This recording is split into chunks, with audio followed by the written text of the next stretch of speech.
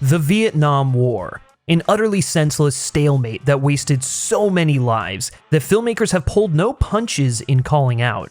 Apocalypse Now, Platoon, Born on the 4th of July, Full Metal Jacket, Casualties of War, even Forrest Gump couldn't resist taking an extended dive into the theater of napalm, M60 machine guns, and the draft. The past 25 years or so have seen a decline in Vietnam being used as screenplay material, but one filmmaker who brought us back there is Jordan Vogt-Roberts, with his 2017 unabashed action pastiche and thinly veiled jab at the Vietnam War, Kong Skull Island. And if you want to be like the adventurers in Kong Skull Island and securely explore the uncharted regions of the internet, you're going to need today's sponsor, and that is ExpressVPN.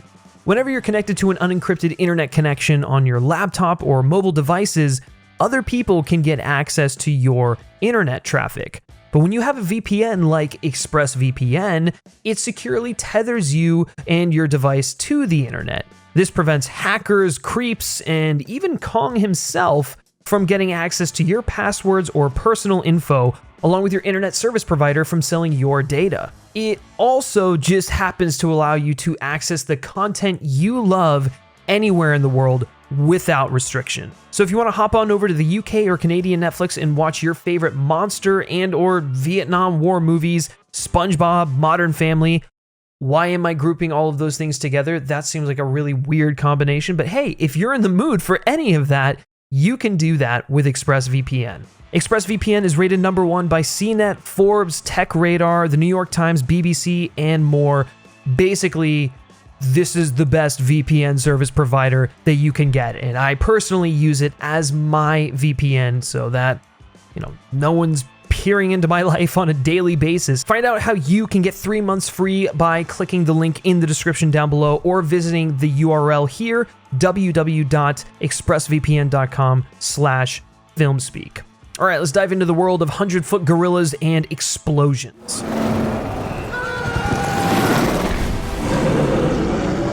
So, Skull Island, a film that doesn't really get the attention it deserves as a piece of social commentary because Vogt-Roberts did too good of a job giving audiences the destructive Kong thrills they've come to expect from King Kong ever since he climbed onto our screens nearly 90 years ago.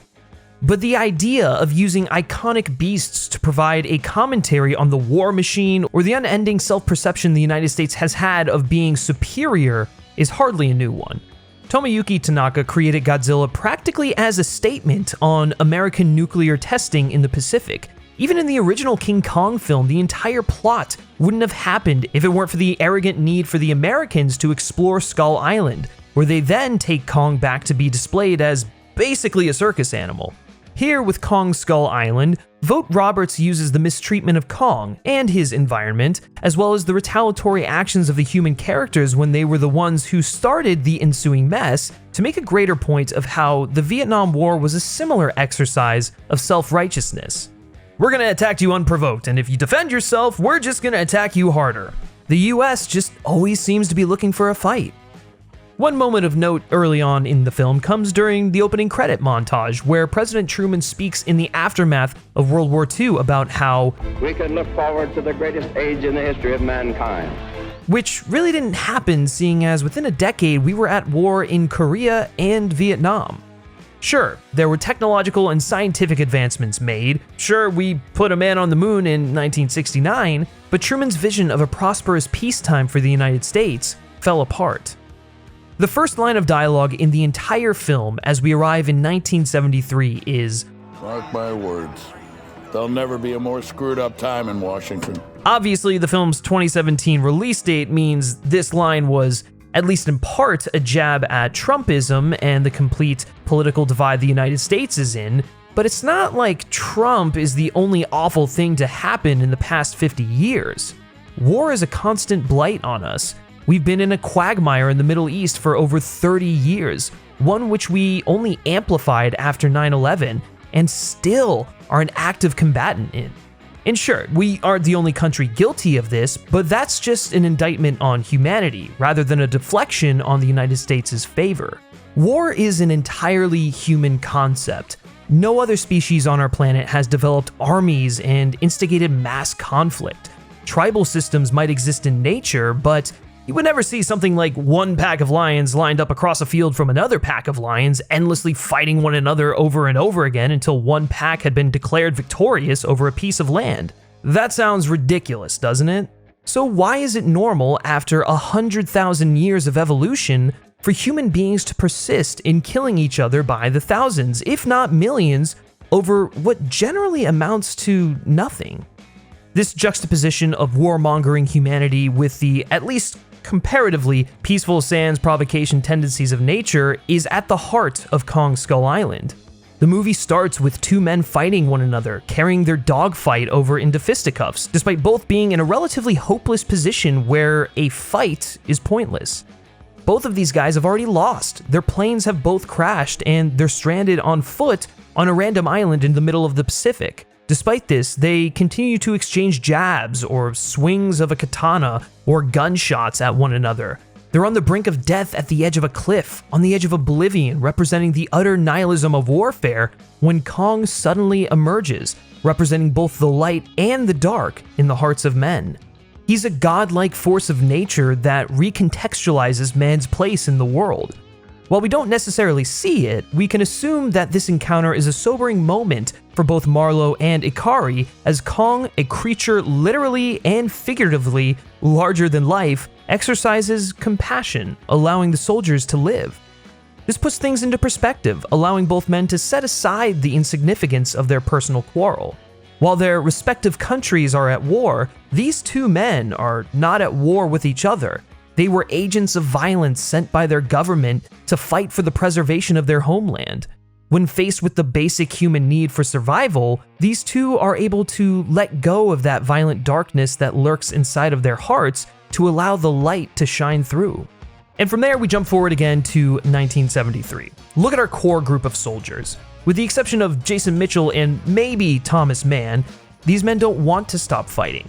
Maybe for some, it's some kind of exercise in patriotism. For others, it's some kind of toxic masculinity rage, some sort of overcompensation, if you will.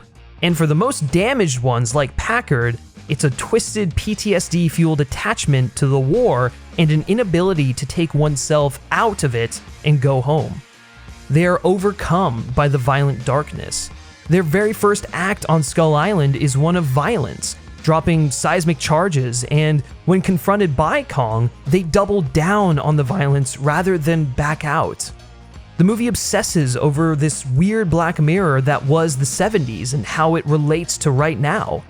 As Vogt-Roberts explained, it came from trying to find a new way into the King Kong story. The 1970s saw the first wave of satellites launched into space, which Vogt-Roberts saw as the last possible chance to discover a new part of the world. Several of the film's characters make note of how venturing to Skull Island is likely the last chance to explore a piece of the world unseen. But we know that exploration often leads to discovery, leads to a false sense of superiority, leads to colonization, and then finally to subjugation, even if only of nature rather than other humans. And of course, nobody is just going to be walked over without a fight. Hence, a hunger for exploration could almost be considered a hunger for war itself. As soon as I started thinking about the 70s, then suddenly choppers and napalm and sunsets and the sweat of the jungle popped into my head, and this fundamental idea of Apocalypse Now and King Kong, a Vietnam War movie mixed with a monster movie. Platoon meets a Harryhausen film, Vogt-Roberts told Vulture, and that idea was so exciting to me. I was like, that's a movie that I would want to see. However, he didn't just go for the glamour. Vietnam was a black mark on the United States' history, and it happened around and in relation to an entire era of events that should be looked back on in shame. In order to make a hard look at one of the ugliest episodes in our history palpable, we have to wrap it up in giant apes and flashing swords and dinosaurs. An episode that included the Vietnam War, racial riots, a heavily resisted sexual revolution, political scandals, and increased distrust of the government. All of that reflects everything going on in the world right now, and how we just pressed the pause button on all of these issues and no one seemed to care until they boiled over once again. And so we have another pointless venture to make a nationalist, self-important American exceptionalism statement, to be the first to discover the island and whatever inhabits it. They even use the prospect of the Russians reaching the island first as a means to get their escort to the island, playing on Cold War fears. While a film like Apocalypse Now is a harrowing story criticizing the effects of war, Vogt-Roberts uses the pastiche and cartoonish nature of Skull Island to mirror America's love fest with violence. Vogt-Roberts approaches the conflict in a way that hasn't really been tackled before, and he takes the popularity of how we interpret 80s nostalgia and he applies it to this incredibly destructive piece in American history. At the time, there was a substantial portion of the population who were pro-Vietnam. The kids at Kent State, the girl with the flower, the Chicago 7, RFK, they were mocked and derided at the time. People looked at Vietnam as a glorious thing, not giving a shit about the young men being sent off to die. All people cared about was American exceptionalism, and consequently, they had an image of glamour in their minds. Beautiful looking napalm explosions, and the US being the US. Awesome psychedelic rock music, and so much more, all of which Vogt-Roberts basically parodies. A perfect example of this framing is literally the shot of the Hueys dropping bombs on the island, and we get that shot of the pilot seeing the explosions in his aviators and smiling. Vogt-Roberts isn't saying, war is beautiful, look at how badass this is. He's saying, this is how these soldiers, seeking retribution and resolution for their time in Vietnam, view their actions, trying to make sense of it all, and also because of that war raging inside of them, they engage in the simplest destruction, relishing in the violence, easy targets that can't retaliate with glee. It's like a kid who gets bullied harassing a bunch of ants because it makes him feel bigger. Or maybe swatting a hornet's nest with a bat, that seems more appropriate here. And just like that kid, he gets smacked in the face when his would-be victims fight back. Except for these guys, when they kick the hornet's nest, they get eviscerated. This fight that nature throws back is also part of what Kong represents. The soldiers just belligerently barrage into a foreign land and expect to have their way with it. But when the area fights back, they almost take personal offense and go AWOL because they're looking for conflict, and conflict finds them. It's the classic debate me mentality that so many of the armed and triggered alt-right trolls have. Skull Island basically goes, okay, fine, we'll bite, and then watches as they tear themselves apart. The Nixon bobblehead comes crashing down during the Kong attack, signifying his downfall and mishandling of the conflict, knowingly sending soldiers to their death. It's a direct call-out.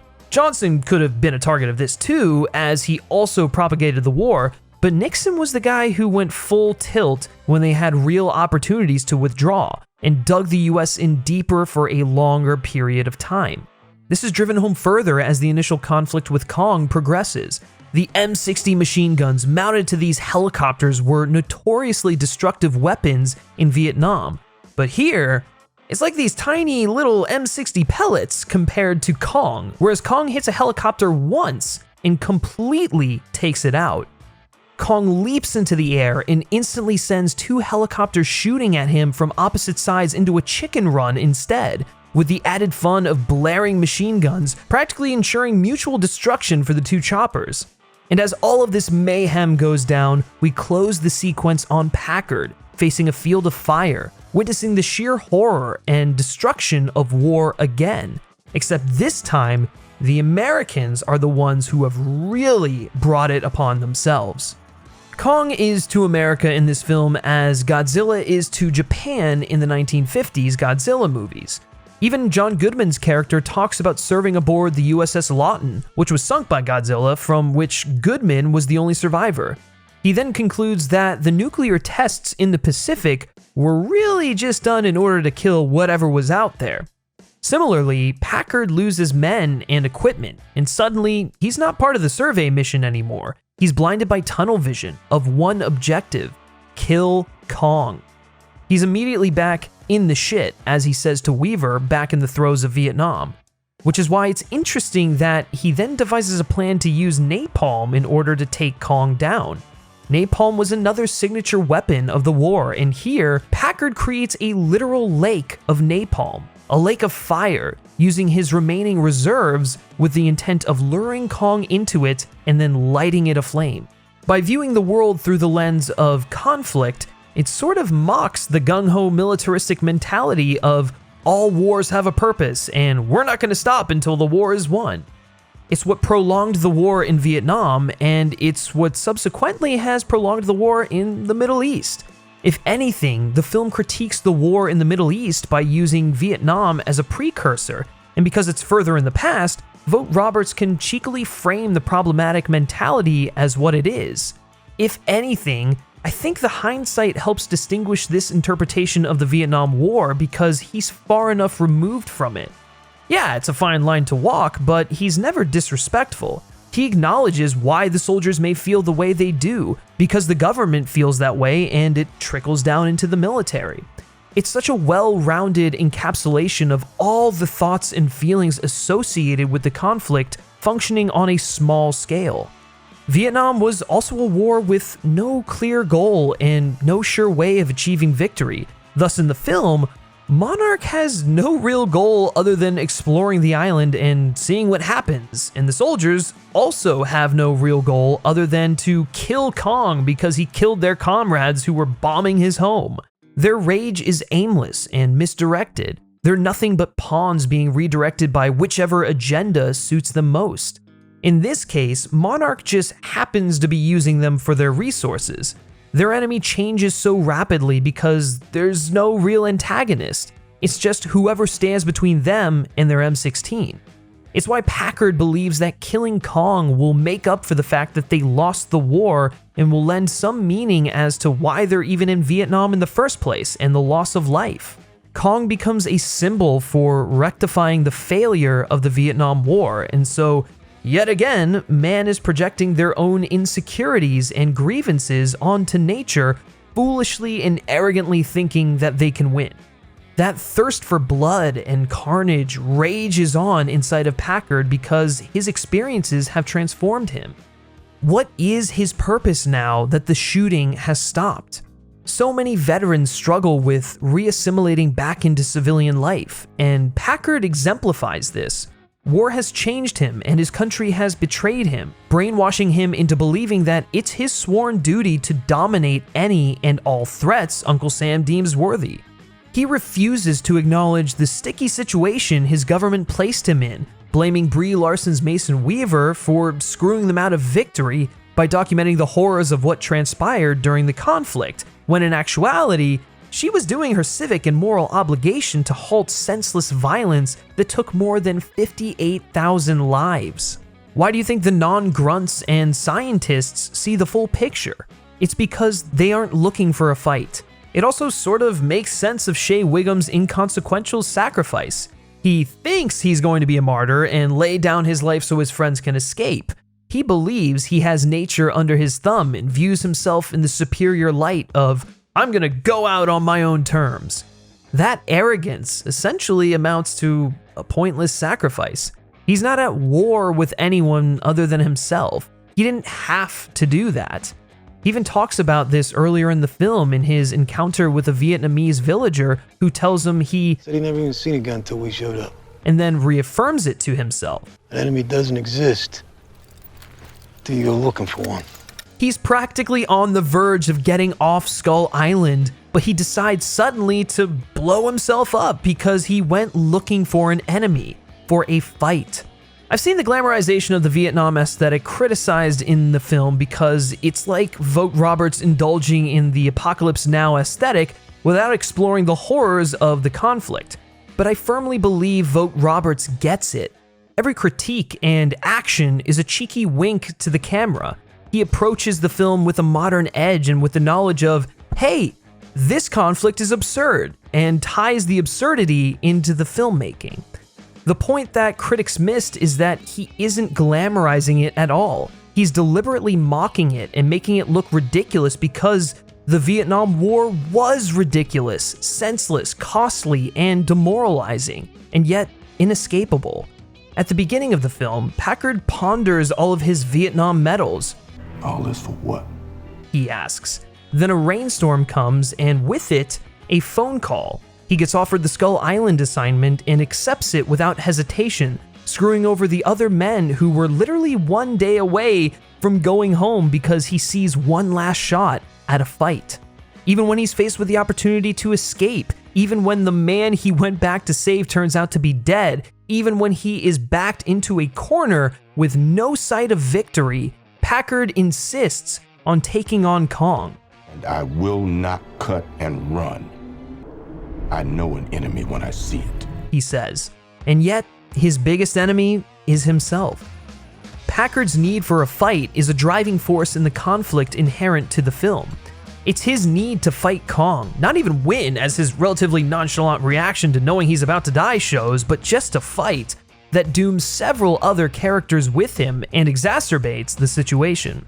He even picks a fight when there's no real fight to be had, such as when he shoots a tiny bird from a distance, instantly obliterating it. He's so focused on killing and fighting that he gives himself a completely one-sided and unsatisfying kill. And everything else be damned, he shoots that one bird, and thousands of unnoticed birds then scatter as a result. It's like that line in Lawrence of Arabia about how big things have small beginnings, sir. Spoken by a World War I general with a picture of Franz Ferdinand behind him. One man's death caused a world war. And here, one bird's death antagonized thousands more and sent them into attack mode. The biggest casualty of this ramped up aggression ends up being the non-aggressive scientist who didn't even want to be on the island to begin with. He gets ripped apart by the same birds Packard pissed off by shooting their brother. It leads to a pastiche of that classic riverboat Viet Cong ambush that's in almost every Vietnam War film, particularly in Apocalypse Now, when Mr. Clean is suddenly killed in an ambush. On the surface, that probably pisses you off, but when you really think about that scene, it only happened because those same Viet Cong fighters had been previously antagonized by the war. There's no real enemy in the traditional sense. Remember, war is a human construct. The Skullcrawlers even aren't necessarily evil. They might be a foe, but they're just a twisted product of nature and a predator who doesn't discriminate even when it comes to their prey. The Skullcrawlers don't look at this as a war, side versus side, good versus evil. They're just killing machines. Kong, on the other hand, only fights when provoked or in defense of the nature around him. That isn't a warrior per se, that's just a natural creature defending itself and its habitat. Many of the creatures are even oblivious to the soldiers until they make themselves known or provoke them, particularly after they kill something. Just like with the use of napalm to launch scorched earth attacks in Vietnam, it almost becomes like the soldiers are just indiscriminately attacking the entire landscape because they perceive everything as an enemy rather than rationalizing why they're there and what they're really after. Take the spider sequence, for example. The first soldier gets killed completely by a fluke. The spider doesn't even realize it stepped on him, and the rest of the soldiers immediately resort to opening fire. Cut it off at the last! And then Packard finishes it off, emptying his magazine with a 1,000-yard stare because it accidentally attacked them initially and only defended itself after. Those non-combatants aren't burdened by the same sort of PTSD and hunger for violence as the soldiers. Even Weaver, who has seen untold amounts of unspeakably awful things in Vietnam, saw them purely as a bystander and documentarian. She never killed or fought in combat. She has nothing to chase from having been in the war because she didn't lose anything by leaving it. As a result, they don't tend to treat the creatures on the island with the same bloodthirstiness that the soldiers do, even after they are attacked. However, there are other non-combatants with selfish, rageful intent that tend to be tunnel-visioned about finishing the mission at all costs. Goodman wants vindication after years of being called a loon about Godzilla and his search for monsters, no matter the cost. Corey Hawkins' character even wants to prove the Hollow Earth theory and is willing to do whatever it takes, even if that means decimating a previously undiscovered part of the world with bombs. He even rationalizes what he's doing by insisting that the bombs aren't bombs. Scientific instruments. All of this, Packard looking for a fight, shooting the defenseless bird, the insistence on exploring the island, the need for vindication by the scientists, could be a statement on man's need to feel dominant. or more specifically, American superiority. Packard especially dives into this. It's time to show Kong that man is king. Kong is the embodiment of man's rage and ability to do good. He has both the light and dark inside of him, and with the soldiers, specifically Packard, viewing him as a threat, they're only viewing him one-dimensionally. What's really happening is they're at war with themselves and are projecting the darkness inside of them onto Kong. Nature isn't inherently evil. It's nature. It's man that twists how it's viewed to fit their agenda or perception. I suppose no man comes home from war. Not really. The end credits illustrate this with John C. Reilly's Marlowe being at home with his family, being happy to see them. But you can see in his eyes, even as he watches the TV, that some of him was left back on Skull Island. The indigenous people to the island are past crime and personal property, the kind of things wars are fought over. As for the soldiers, they found what they're looking for, if they were ever looking for anything in the first place. Whatever reason they had for going to Vietnam, even if it was to fulfill the draft they got sucked into, they've satisfied it. They just can't accept it. When they go to Skull Island, they keep fighting. That's why the indigenous people of Skull Island survive and the invading combatants die. If there's one thing that Kong Skull Island illustrates above all else, it's that Vietnam, even after nearly 50 years of post-war, anti-war cinema criticizing its senselessness, can still be mined in movies and not only reach the same cinematic ambitions as the classic Vietnam films of the 70s and 80s, but approach the criticism and commentary from a new and interesting perspective. It's a tall task to try and break new ground in a specific subgenre when not only has it been done to death, but your definitive peers are films like Apocalypse Now and Platoon. Jordan Vogt-Roberts deserves a lot of respect for even trying to do it, and even more for arguably succeeding. If you're going to criticize the Vietnam War, you have to go all the way. You have to be unafraid to criticize the American superiority complex that causes us to invade countries like Vietnam, to criticize the government for forcing an entire generation of men to fly off to their deaths, to criticize the horrors and brutalities associated with napalm. While Kong Skull Island isn't the come and see of Vietnam films or anything, it's a genre film, and unashamedly so. The criticisms are there, not buried under the surface or within the themes, but bleeding right off the pages of the screenplay. The film uses Kong, and even its hints at Godzilla, not just as a weapon to smash up helicopters and monsters for 2 hours, but as an allegory on humanity, particularly the humanity that gets lost in the midst of something like the Vietnam War. This is a movie that often wears its heart of that commentary on its sleeve, as it should. That's how a movie like this makes an audience think about said commentary. When Kong emerges from the shadows at the beginning, staring down the two fighting soldiers as if to silently insist that they stop, when the camera moves into Kong's eye, he might as well be staring at all of us. Hey guys, thank you so much for checking out this video and for watching all the way through. I am actually kind of shocked how much I had to say about Kong Skull Island. This ended up being far beefier than I thought it was going to be, but you know what? It was all the better for it. And I think, Kong Skull Island gets a little bit of a bad rep sometimes. It's definitely people's favorite in the MonsterVerse, I think, overall, generally. But it's got a little bit more on its mind than what people give it credit for. So hopefully you walk away, with new perspective or something like that. Or maybe you don't. I don't really care. Well, no, I do care. Did I do my job right? Please, God, anyone?